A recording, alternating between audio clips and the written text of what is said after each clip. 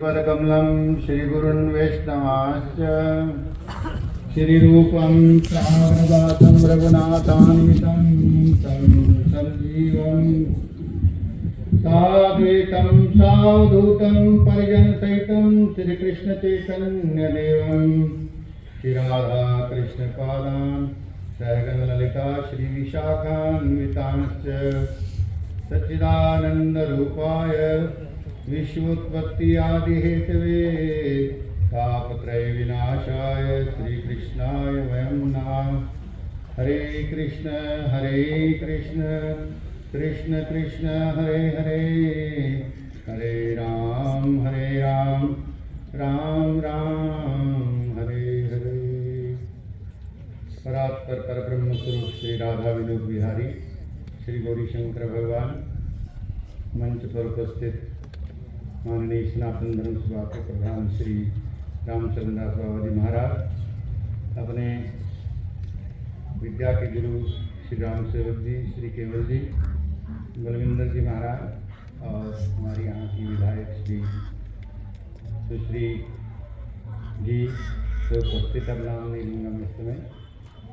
तो आप सभी उपस्थित माताएं, मातृशक्ति और सभी पुरुष वर्ग जितने भी हैं, पितृवर्ग भी कहेंगे इनको हम, और भाई बंधु सभी को आज गीता जयंती का शुभ अवसर है। पहले इस अवसर पर सबको बहुत बहुत बधाई। एक नवीन कार्यक्रम की शुरुआत जो सनातन धर्म सभा की अध्यक्षता में प्रारंभ हुई है, भगवान गौरी शंकर की कृपा रहे हम सब पर, आप सब पर भी, हम इसमें निरंतर आगे चलते रहें। सुभाष जी ने कहा हमारे सभी मित्र हैं और हमारा कोई विरोधी नहीं है, वो नहीं अलग बात है। हमारा विरोध किसी से ना, उनका हमारे साथ विरोध है, क्योंकि जब तक किसी का क्रिटिक्स न हो तो वो उन्नति नहीं कर सकता। मेरा ऐसा विचार है, क्रिटिक्स चाहिए। बिन साबन पानी बिना निर्मल करे स्वभाव। निंदक को तो अपने आंगन में रखना चाहिए, वो कहता रहे। खैर ये लंबा विषय हो जाएगा, हमने भगवद गीता पर इस समय भी बात करनी है। विश्व के अंदर अनेक धर्म हैं जिनको धर्म कहते हैं, हालांकि धर्म नहीं है, धर्म तो एक ही है सनातन, लेकिन फिर भी उनको हम धर्म कहते हैं। लेकिन मूलतः वो आ जाकर के 3 स्थान पर पहुंच जाते हैं। एक अपना सनातन धर्म जिसको हिंदू धर्म कहते हैं, और एक को इस्लाम कहते हैं, एक को क्रिश्चियनिटी कहते हैं। क्रिश्चियनिटी का जो प्रादुर्भाव हुआ यीशु मसीह से, तो उसने बाइबल लिखी, उसने कहा कि मैं ईश्वर का बेटा हूँ, और वो बेटा उधर जो बोल रहा है वो लिखा जाता है, उनका ऐसा कहना। जब कुरान लिखा, उसने कहा मैं भगवान का भेजा हुआ, अल्लाह का भेजा हुआ मैसेंजर हूँ, और उसने कुरान को आयतें वगैरह जो भी किया, ठीक है।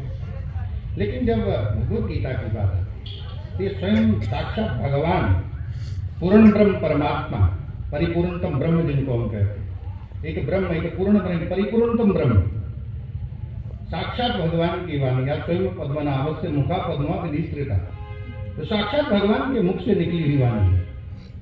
इससे बढ़िया और क्या हो सकता है? सबसे उत्तम, अति उत्तम जिसको हम कहें। भगवद गीता में चर्चाएं तो बहुत हैं। बलविंदर जी ने बहुत अच्छा कहा, मैं इनकी इस बात को बहुत अपने मन से प्रोत्साहन करता हूँ इनका, कि जो 12 अध्याय पर उन्होंने कहा, बिल्कुल ठीक स्पीच इन्होंने उसको ग्रहण किया है।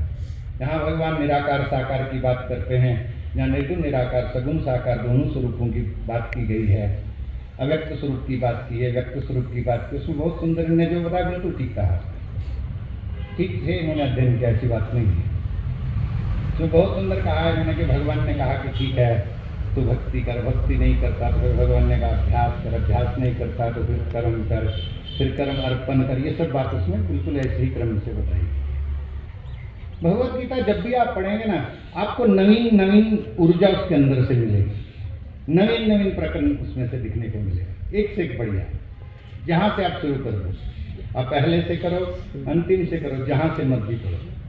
भगवद गीता पूरा धर्म का स्वरूप है, क्योंकि जब शुरू होता है तो पहला शब्द ही आता धर्म क्षेत्र, धर्म से शुरू होती है।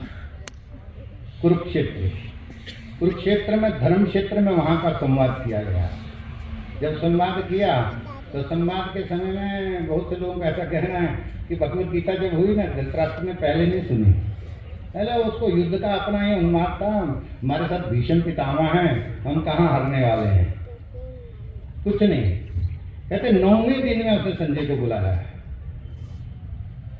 वहां पर धर्म क्षेत्र कुरुक्षेत्र संवेता युष्वा मामका पांडवश्चैव किम कुर्वत संजय, वहीं पर ये बात हो रहा था कि वहां क्या हुआ, जरा मुझे बताओ। क्योंकि जब उन्होंने सुना कि भीष्म पितामह जो है अब शैरशैया पर बाणों से जो है वो पड़ गए हैं, तब गीता जी तो पहले कह दी गई। और पात्र भी अर्जुन को ही बताया, वहां जो दुष्टर थे, भीम थे, नकुल थे, सहदेव थे, एकमात्र वही। वहां पर किसने भगवत गीता को सुना? खाली अर्जुन ने उस समय में। और बाद में जो बात उनको पहले ही पता थी तो व्यास जी के माध्यम से सबको प्राप्त हुआ। फिर संजय ने जो कुछ दिव्य दृष्टि वेद व्यास जी की कृपा से प्राप्त थी वो बात उनको बताई है वहां पर उस समय। बहुत अद्भुत उल्लेख, अलग अलग आचार्य अलग अलग टीकाकार अलग अलग प्रकार से उसका भाव बताते हैं, सुनते रहते हैं सबका। लेकिन इसमें चरित्र में जो वर्णन अब आ रहा है, जो हमने सुनना है, हमारे लिए क्या है? गीता के अंदर बहुत सी चीजें सुनने को मिलेंगी आपको। आप कर्मयोग, आप ज्ञान योग, आप भक्ति योग, आप कौन सा योग सुनना चाहें? सभी योगों का भरपूर मिश्रण, भरपूर वार्तालाप उसके अंदर। जितने भी आचार्य हैं अलग अलग प्रकार से आकर के उसका वर्णन करते हैं। जो कर्म के उपासक हैं कर्म के क्षेत्र से बोलेंगे, जो भक्ति के उपासक हैं भक्ति के क्षेत्र से बोलेंगे, जो ज्ञान के उपासक है ज्ञान के क्षेत्र से बोलेंगे। बहुत विस्तृत है। भगवत गीता पर एक नहीं अनेक टीकाएं हैं। सभी जितने हमारे आचार्य हुए हैं, जितने जगत गुरु हैं, सब ने अपनी अपनी टीका की है। लेकिन हम सब लोगों के लिए सरल जो भगवत गीता मिलती है ना, जैसे बलविंदर जी ने कहा ठीक है इसको पढ़ने का बहुत अच्छा, इनका मैंने कई बार उसमें देखा है, लेकिन उसमें बहुत सुंदर सिद्धांत है। जो गोविंद गिरी जी महाराज जी का इन्होंने नाम लिया, बिल्कुल सत्य बात है। उसके अनुगत्य में आप किसी भी प्रकार से आप भगवत गीता का श्लोक पढ़ सकते हैं और पढ़ करके उसको अध्ययन कर सकते हैं बड़े सुंदर तरीके से।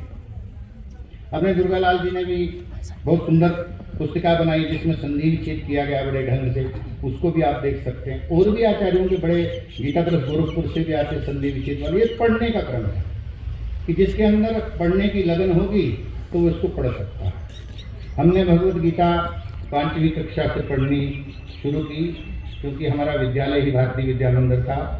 अपने आचार्य श्री राम सेव जी के सानिध्य में हमने वहीं पर भगवत गीता के श्लोक सीखने शुरू किए। नैनम छिन्नन्ति शस्त्राणि नैनम दहति पावकानि चैनम कलेहन्ति आपतो न शोषयति मारधातो वापरात्। ये हमने 5वीं से पढ़ना शुरू किया जब हम 5वीं पढ़ते थे।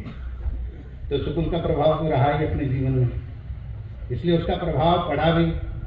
वहाँ पर उस समय में भगवत गीता के अंतर्गत भी एक रामचरितमानस की एक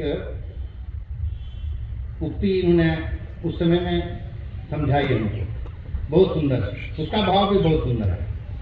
उसमें जिस समय में लक्ष्मण जी जो है अपनी माता जी के पास जाते, सुमित्रा जी के पास, तो उस समय में वो चुपाई अभी तक मुझे याद है वो, क्योंकि कभी कभी कोई संस्कारित बात ऐसी होती है बचपन की जो भूलती नहीं। धीरज धरियो को अवसर जानी सहज सहित बोली मृदुबानी, तात तुम्हारी मातु वेदेही पिता राम सब भांति स्नेही।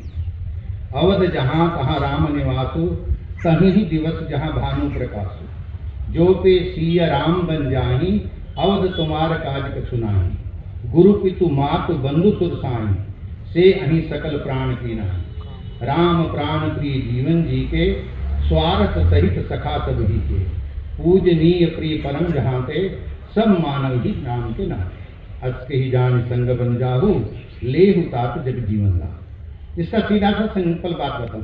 उसने कहा बस सब कुछ क्या है? बोले सब कुछ राम है। जहां राम है वहीं पे अवध है। उसका सिद्धांत क्या है? बोले जहां भानु वहीं प्रकाश है। अगर वो बन जा रहे तुम भी वन को जाओ। एक अवसर जान करके, बहुत पुरानी बात है। अब ये आप समझिए कि कितनी आयु रही होगी, मैं 10-12 साल की, अब मेरी 58 साल आयु है इस समय। इतनी पुरानी बात तो एक बार दिमाग में बैठ गई। अब उसका प्रभाव रहा, वही प्रभाव आगे चल करके कार्यों के रूप में प्रदर्शित हुआ तो चलता है, वो क्रम है। जीवन के अंदर जब बढ़ना है तो व्यक्ति को इस चीज को नहीं सोचना है कौन क्या कहता है। अगर उस चीज को वो सोचना शुरू कर देगा तब काम नहीं कर सकेगा। जब काम करना तो काम करना है, उसको सुनना नहीं, देखना नहीं। अगर देखने में रहेगा तो कभी नहीं कर सकेगा। अगर इस चीज को सोचते तो बैठ जाते, ऐसी कोई बात नहीं है। काम चलता है, चरे वेती विद का लक्षण है। हमको निरंतर चलते रहना। आप सबके लिए ये प्रेरणा है, रुको मत, जो चलता है चलने दो, सुनते जाओ और चलते जाओ, सुनते जाओ और चलते जाओ। रुकना नहीं है, रुकना हमारा काम नहीं है। भगवत गीता में भगवान ने गीता में सब चीजों का निराकरण करते जब कर्मयोग की व्याख्या की, एक जगह पर लास्ट में एक बात कही, अब युद्ध जैसा कर्म है अर्जुन का, लेकिन क्या कहा उसको ने भक्ति युक्त कर्म कहा, भक्ति से जोड़ करके कर्म कहा। कैसे? तस्मात् सर्वकालेषु माम अनुसमर युद्ध च, हर काल में मेरा स्मरण करते हुए युद्ध कर। तो भगवान को याद करना क्या है? भक्ति युक्त कर्म का उपदेश किया है।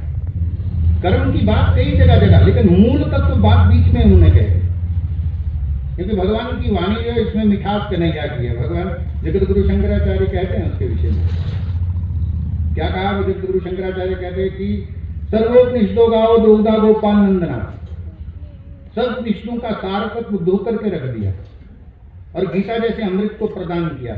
ऋषिदा बहुधा गीतम, भगवत गीता में आया, ऋषियों ने बहुत बार सनातन सत्य को गाया, लेकिन इसमें मिठास किसकी? इसमें मिठास हमारे कन्हैया की, रसिकों का संवाद है। रसिक शेखर हैं श्री कृष्ण, और उनकी कही हुई वाणी के श्लोक बड़े सरस और बड़े सुंदर, बड़े मधुर हैं। जब उनका पाठ करता तो व्यक्ति को आनंद आता, आनंद के रसधारा प्रवाहित होती है। हम बोलेंगे कम लोग आए, तो भगवान ने गीता में पहले बोल दिया, अपने ने काम बोल दिया, मनुष्यानाम सहस्रेषु कश्चिदपि सिद्धिये, हजारों में से बिरला कोई एक मेरी प्राप्ति के लिए कोशिश करेगा। यत्तावपि सिद्धानाम कश्चिन मामेति तत्वता, उन हजारों से हजार को मल्टीप्लाई करो, करोड़ों में कोई पहुंचेगा। पहले 1000 आदमी इकट्ठा करना मुश्किल है, और 1000 में तो धन्यवाद मानता हूं 100 तो हो गए। बाबा जी का प्रयास था, सफल हो गया। उन्होंने चारों अनाउंसमेंट यहाँ से व्हाट्सएप पर ये संपर्क, सुभाष जी के इनके सबके संपर्क लगातार, पर प्रयास ठीक रहा। मैं तो बहुत अच्छा मानता हूँ कि बहुत अच्छा शुरू हुआ और अच्छा ही हुआ। अगर हम इसको सराहनीय माने, इसी को लें, तो ये आगे और बढ़ता जाएगा, आगे और हमें इसमें शक्ति वर्धन करेगा और इसमें हमारा उत्साह बढ़ाएगा। लेकिन अब इसी में पीछे रह जाते तो फिर क्या होता है? ये बहुत अच्छा है। भगवान हमें जरूर कृपा शक्ति के माध्यम से कार्य करा रहे हैं। हर समय में श्री भगवान किसी न किसी को भेज देते हैं।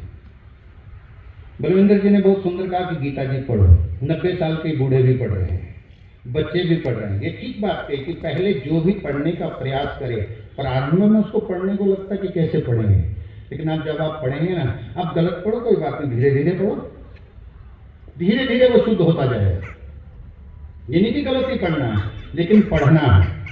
आप भगवत गीता लेकर के खाली ऐसे खोलो ना, मैं कहता कि हमारे ब्राह्मण मोहल्ला से, मुझे नाम नहीं याद आएगा, वो खाली ऐसे किताब खोलती थी। मैंने उनको एक बार पूछा कि आप क्या पढ़ती हैं? वो मुझे चैतन्य महाप्रभु वाली बात याद आ गई। उसको किसी ने समझा दिया था, महात्मा ने, कहते बस अर्जुन कह रहा है, भगवान श्री कृष्ण कह रहे हैं, अर्जुन सुन रहा है, भगवान श्री कृष्ण कह रहे हैं, अर्जुन सुन रहा है, भगवान श्री कृष्ण कह रहे हैं, अर्जुन सुन रहा है। इतना ही लेकर के वो एक वाक्य से दूसरा वाक्य को होल्ड करती थी। मैं सत्य घटना बता रहा हूँ। ऐसे चैतन्य महाप्रभु स्वयं दक्षिण भारत की यात्रा पर गए, तो एक व्यक्ति जो था भगवत गीता को लेकर के उल्टा पकड़ा, सीधा भी नहीं, ऐसे उल्टा, और उल्टा पकड़ करके ऐसे करता रोता है। उन्होंने कहा भगवत गीता भी उल्टी पकड़ी है और उसके बाद ये रोता भी है। और तो भगवान उनके लिए क्या मुश्किल था। पूछा भाई क्या बात है? बोले मुझे लगता है बस एक ही कुरुक्षेत्र के मैदान में श्री कृष्ण जो है गीता का उपदेश दे रहे और अर्जुन सुन रहा, उसी को देख करके भाव के अंदर विभोर होकर के मेरी आंखों से अश्रु की धारा चलती रहती, भाव पूर्वक में इसका। बोले यही से गीता पढ़ना है। जब आपके मन के अंदर भावना, साक्षात मेरे हाथ में भगवान की वाणी है, साक्षात श्री भगवान मेरे हाथ में इस समय, जब इस भाव से लेकर के आप उसको पढ़ोगे, आप एक श्लोक पढ़िए, धीरे धीरे पढ़िए, अर्थ पढ़िए, कैसा भी अर्थ पढ़िए। आप भावार्थ लिखे होते हैं, हिंदी में पढ़िए, उर्दू में भी मिलती है, किसी में इंग्लिश में मिलती है, हर प्रकार में भगवत गीता मिलती है, लेकिन पढ़िए। पहले आप, आज गीता जयंती है, आप इतने ही लोग जितने हम बैठे हैं ना, हम में से बहुत से लोग नहीं पढ़ते होंगे, मैं क्षमा चाहूँ, हो सकता है। हम पहले पढ़ें तो सही, हम ही इतने जितने लोग हैं ये पढ़ें, फिर दूसरे को प्रेरणा दें। इतने श्लोक पढ़ना शुरू कर देंगे ना, मानो फर्क पड़ जाएगा। बस पढ़े हैं, एक श्लोक पढ़े, आधा श्लोक पढ़े, उसका चौथाई हिस्सा पढ़े, लेकिन पढ़े। पढ़ना एक बहुत जरूरी चीज है, ये बहुत बड़ी बात है। भगवद गीता का एक आध श्लोक जरूर पढ़ना चाहिए। गीता का जैसे पाठ करोगे आपको लगेगा साक्षात भगवान को मैंने आज देख लिया, भगवान को पढ़े। जब ये भाव आपके अंदर आ गया, आपने प्रणाम किया, मस्तक की आपकी पूजा हो गई। अपने भगवद गीता जी आज के दिन पूजन होता है, आज के दिन गीता जयंती पर बड़े बड़े कार्यक्रम होते हैं, जगह जगह बड़े बड़े स्थानों पर बड़े बड़े, जैसे कुरुक्षेत्र में तो होता ही है, उसके अलावा वृंदावन में बड़े कार्यक्रम, अयोध्या में, सब जगहों में बड़े बड़े कार्यक्रम होते हैं।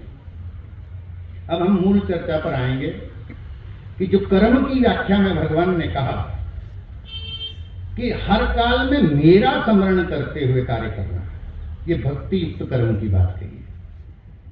जहां पर ज्ञान की बात की, ज्ञान में भी बहुत सी बातें भगवान ने कही, और जहां पर भक्ति की बात की वहां पर तो सीधा बोला मनमना भव, मद भक्तो और मद्याजीमा और नमस्कुरु, 4 बात कहते हैं भगवान। मनमना भव मैंने मेरे में मन लगा, मन लगता नहीं है लेकिन लगाना है। मद भक्तो मेरा भक्त बन, मद्याजी माम और नमस्कुरु मुझे नमस्कार कर। 4 बात जो कह दी भगवान ने, मेरे लिए 4 बात करते। उसने कहा भगवान से आगे चल करके अर्जुन ने, क्योंकि अर्जुन ने बड़े अद्भुत थे, उन्होंने बोला कि आप ये बात कह रहे हैं, अगर ये ना हो तो उन्होंने कहा सब छोड़, बस मेरी शरणागति एक्सेप्ट कर। सर्वधर्मान् परित्यज्य मामेकं शरणं व्रज अहं त्वां सर्व पापेभ्यो मोक्षयिष्यामि। सब छोड़ दे, बस मेरी शरणागति ले। अर्जुन ने अपनी बात क्या कही अंतिम में, जो गीता का सार तक तो वहीं पहुंच जाता है।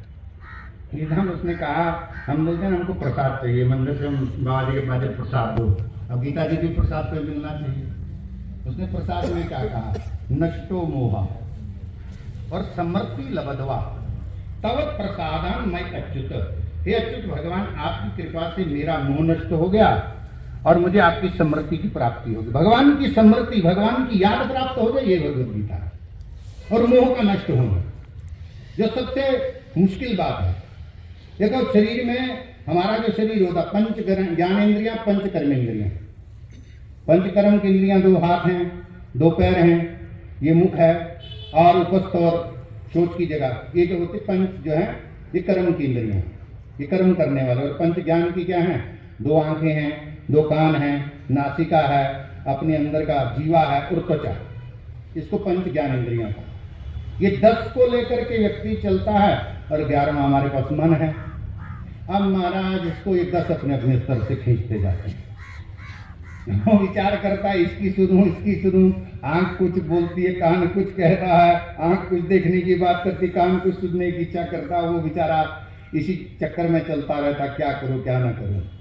तो भगवान ने जीव की चर्चा भी की गीता जी के अंदर, 2 बार आया। एक जगह पर आया, ममे वांशो जीव लोके जीव भूता सनातना मना षष्ठानि इंद्रियाणि प्रकृष्टानि कर्षति। एक जहां पर भूमि राप वनलो वायु खम्मनो बुद्धिरेव अहंकार मित्यम में भिन्ना प्रकृति अस्थिता, वहां पर भी किया। प्रेषणा विधि जीव भूता महाबाहो ये एकदम धारिय जगत। थोड़ी सी बात आपको यहाँ समझनी है। यहाँ पर 2 तथ्य हैं अलग अलग। ज्ञान वाले कहते हैं कि जीवात्मा परमात्मा का अंश है, उनका भी अपना विवेचन है।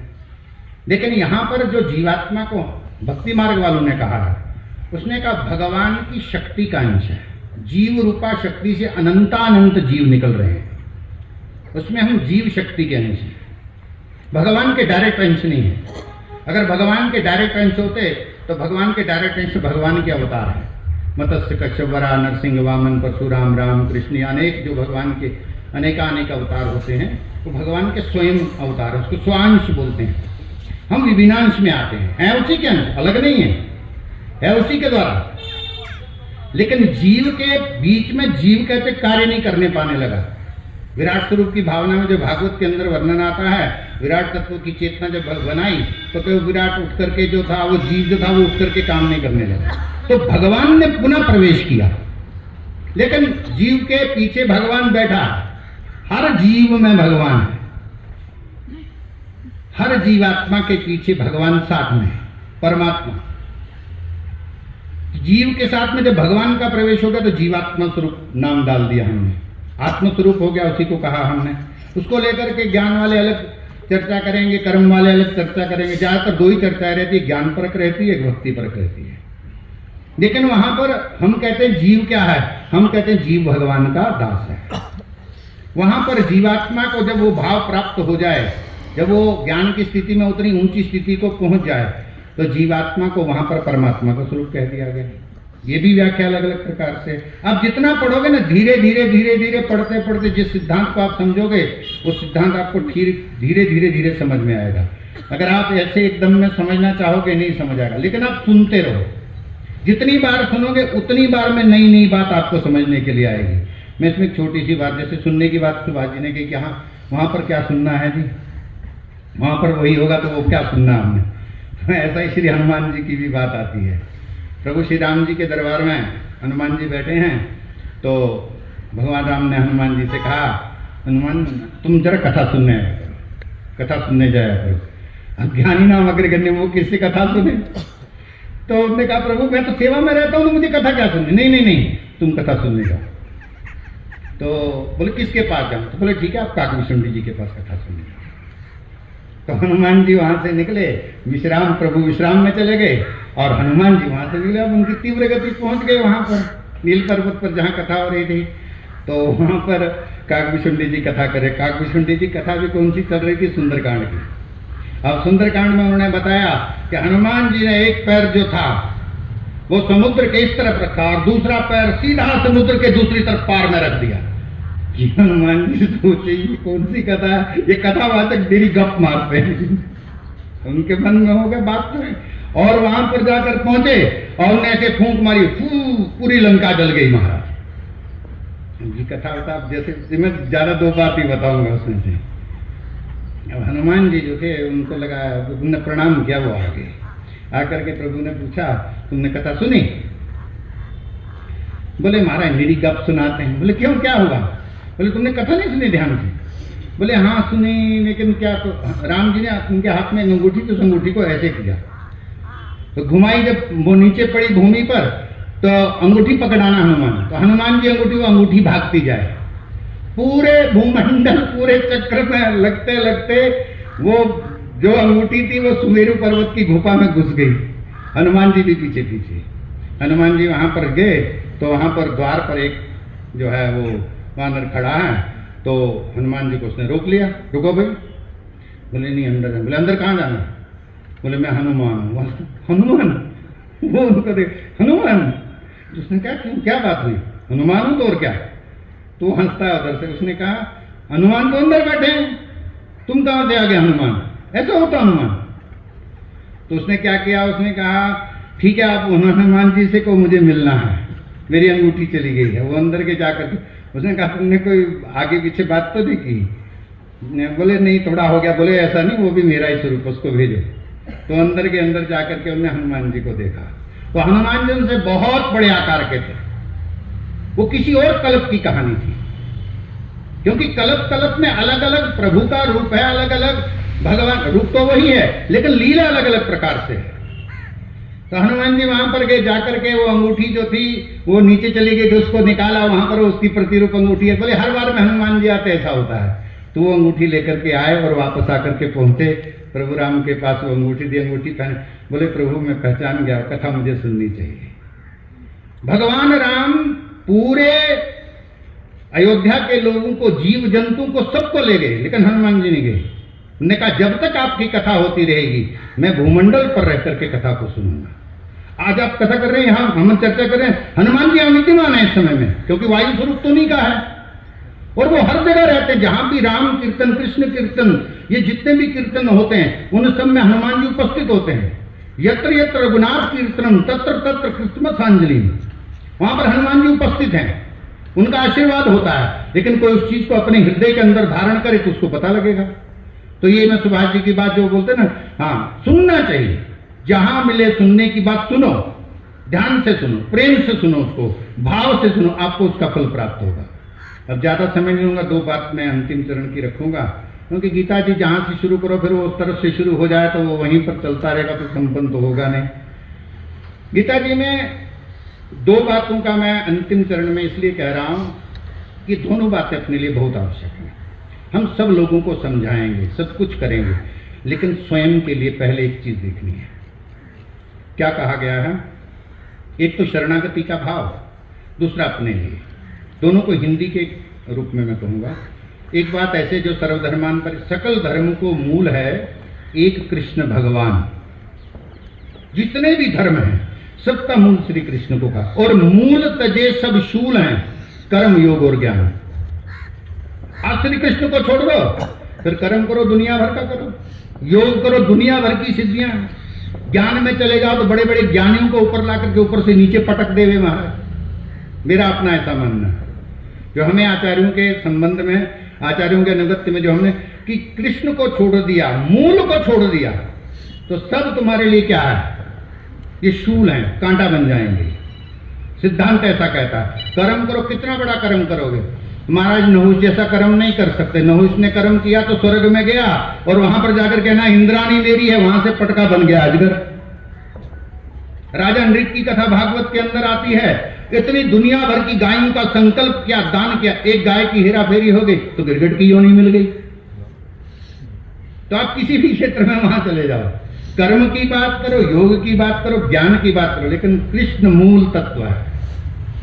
बस छोटी सी बात ये ध्यान कि मूल श्री कृष्ण है, उसको लेकर के जहां मर्जी चलते जाओ, आपको कभी नुकसान नहीं होगा। एक ये। दूसरा, हम सभी को काम करना चाहिए, परोपकार करना चाहिए। हम भी करते हैं जितना थोड़ा सा बन पाता है। अपने पास तो कुछ नहीं, आप लोगों के सहयोग से होता है। अपने पास तो कोई कमाई नहीं है भैया, आप सब जानते हो। हाँ, थोड़ा बहुत मिल जाता है कुछ तो वो भी लग जाता है, तो बाकी सब लोगों से लेकर के करते। किसी की जेब में हाथ डाला, किसी के हाथ में डाला तो ले लेते हैं। सब उसी के भरोसे चल रहा है अभी तक जितने भी काम हैं। तो उसमें एक बात कही उन्होंने, सोच सांच उपकार कर, सोच न पर उपकार। हालांकि ये बात बिल्कुल गलत है। परोपकार दुनिया कहती करना चाहिए, लेकिन यहां पर क्या कहता है? सोच सांच उपकार कर, सोच न पर उपकार। यानी पहले तू अपना उपकार सोच, तू परोपकार की बात कर रहा है। परोपकार क्या है? परोपकार की संधि है पर प्लस उपकार। पर मैंने दूसरा उपकार। तो पहला उपकार क्या है? पहला उपकार है शारीरिक उपकार। हम किसी के लिए सुविधा देते हैं, मकान बनाते हैं, किसी को भोजन देते हैं, किसी को कोई व्यवस्था देते हैं, किसी की नौकरी लगवाते हैं, किसी का, ये शरीर से संबंधित जितने भी कर्म हम करते हैं या जितने करवाए जा रहे हैं, जो किए जाएंगे, उस सबको कहते हैं पहला उपकार। और दूसरा उपकार का दूसरा उपकार है आत्मा का उपकार। परोपकार वही है मेरे विचार से। मेरा खुद का नहीं हुआ तो मैं आपका क्या करूंगा? मेरी आत्मा का स्वयं का उपकार नहीं, मुझे खुद पता नहीं तो मैं आपको क्या बताऊं भाई?